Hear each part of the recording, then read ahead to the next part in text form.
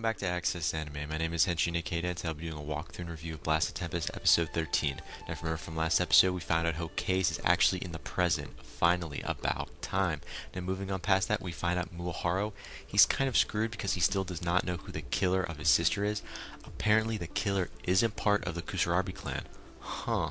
Hokage, you lied. Just putting that out there.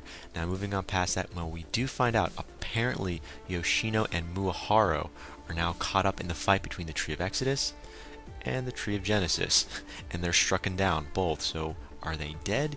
Well, we don't really know. But again, that was last episode, and this is a new episode, so let's dive right on in. And again, I'll hold my final thoughts and rating at the end of the clip, so stay tuned. But let's get started.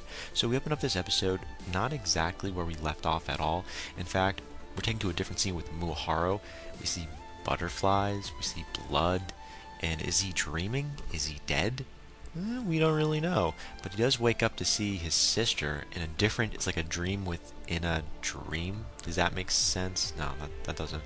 But anyways, we're taken to a different scene where he sees his sister, but wait, she's dead, so now she's alive? Huh. And her sister is reading The Tempest, written by Shakespeare, if I'm correct. And I was like, isn't that ironic? I'm just sorry I had to say that. It is ironic. But again, that's where we open up with. Now moving up past that to a different scene. Now we do open up with Muaharu and Yoshino, but as kids? Kids? I mean, what? I'm sorry, these dream sequences are really a mind fuck in general, because, it's just, all I can tell you is they're talking about the story, well, in general, they're talking about the story of revenge, the story of tragedy, if that makes sense. Kind of what Tempest was all about, which was, again, written by Shakespeare. And I don't know, it was a waste of time. What we get to see next is like a catch-up within the anime series. So if this is your first time checking this anime series out, then this episode is definitely your cup of tea, because they do a real overhaul on the revision of the whole anime series. We get to see from episode 1 all the way where we're at presently on what's going on, how we are introduced to characters and everything all at once. And it's a waste of time. Plain and simple. If you're watching this as a fan, yeah, you're depressed, because you know what? I'm depressed. I didn't even want to see this. It was a revision. I'm like, okay, does this really matter? But that's where we're at, so deal with it. Let's go to a different scene. So we're taking to a different scene with Muaharu, and he sees his sister yet again, and apparently she's telling him like something randomly, like telling him he's not dead. I'm like, wait a minute, why is she telling him he's not dead if this is a dream? What? Just don't make sense. I'm just putting that out there. But he does wake up in a hospital, apparently. So Muaharu wakes up in a hospital after hearing his sister in this dream telling him he's not dead. And again, he wakes up in a hospital, and we see Yoshino as a kid right next to him. So at one point in time, he's like his normal teenage self, and then he reverts back to his child form. So now you see Muaharu as a kid in a hospital bed with Yoshino as a kid. And you're like, what? And we see outside, if you check out the window, we actually see soldiers, and they're marching. You're like, well, what's with the soldiers? They go to a funeral service. Now apparently the Tree of Genesis actually won that battle with the Tree of Exodus. Yeah, the Tree of Exodus apparently was defeated. I know this is kind of confusing right now. You're like, what? How many months have passed? But apparently there's a funeral. We see the Tree of Genesis has won. Now apparently the world population is now 4 billion. After that little, power struggle. I'm like, what? That just does not make sense. And Yoshino actually goes on to explain the Tree of Genesis basically absorbed everything. Started absorbing crimes. It was monitoring like the basic crimes waves that were happening. It's trying to make stuff more peaceful, if that makes any sense. I mean, there's waters. There's more plentiful water sources now. There's more green grass and like the deserts and whatnot. I just am really confused. Plain and simple, I'm confused. So let's go to a different scene. So we're taken to a different scene with Muaharu, and he states it's irrational how things are turned out right now. I'm like, so he's the one that's making sense? He's the one? What? It's Muaharu. He's already got everything figured out, but he's in a kid body, and he's saying, okay, well, this is irrational. Everything right now, how it's like the present state, it's irrational. It just doesn't add up. So we're taken to a different scene with Muaharu yet again, and he enters his house. So we're taken to another dream. Apparently he enters his house, and this is the part where his sister was murdered. So he's revisiting like how his sister died. I'm like, great, another dream sequence. And we see his sister, and she's dead. We see the blood on the floor. Very graphical, to an extent, though. Nothing too gory. So I thought that was interesting. But thankfully, we move on. Now we're in the present. So we are introduced to this brand new scene, and I love this scene. At least it makes more sense. Hence why I love it. I mean, luckily that's sarcasm, but you get what I'm saying. So we open up this scene with Muharo, and he's back at the hospital. No surprise there. But anyways, we find out Seimin enters the room. What? He looks a little different, I don't know.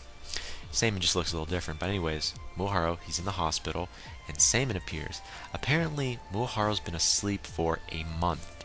So it's been 1 month in the present anime series of, Blast of Tempest. So that's kind of interesting. So 1 month has passed. Just putting that out there. Now apparently Seimin put Muharo asleep with his magic. So he's keeping him asleep for whatever reasons, which we do not know. So let's go on a little past that, and we find out the Tree of Genesis is outside. So I believe the Tree of Genesis has won. Just putting that out there. And Yoshino, I guess Muharo does ask about Yoshino, and he's also alive. But apparently what Seimin tells Muharo is a little mind disturbing, like what? Yoshino is acting separately? He's acting on his own? He's smarter than you, Muharo? It's like, what's with this sarcasm? I'm feeling a little sarcasm here, Sarcasm. Seimin, what you got with this sarcasm? Sorry. Moving on past that, now we're taking to a different scene with Seimin, and he's asking Muharo this question. Could you kill Yoshino? What? Why would you ask him that question? Killing his best friend? Why? What are the reasons? But we don't know. And again, that's where we ended there. Now, I thought it was done, but if you go past the credits to the end, I hope you did this, because, I did it, and I was like, I'm glad I did. I almost missed this out. So we're taking to a different scene past the credits at the end of the episode, and we find out we're taking to a construction scene. Now we're seeing, it looks like people boxing up the Tree of Genesis with like construction sites and whatnot. Now we see two characters. We've never seen these two characters before. Never. Now one of them, his name is Hanamore. We don't know his friend's name, and they're just chit-chatting, and his friend basically says something about the Mage of Exodus. He's just talking about the Mage of Exodus like so casually, like, who the hell are these guys? They're not mages. At least they don't appear to be. They're in construction outfits. So moving on past that, this Hanamore starts talking, and he says, this Mage of Exodus, I'm him, and he's doing magic. So Hanamore, he is the Mage of Exodus, and that's where we end the episode at. Final thoughts? This Hanamore, what the fuck? Who are you? Are you the good guy, the bad guy? And we don't know. What's your angle? We don't know. As for Yoshino, 1 month's passed. We still don't know where you're at. We know you're alive. Now, what are you up to? Which side are you on?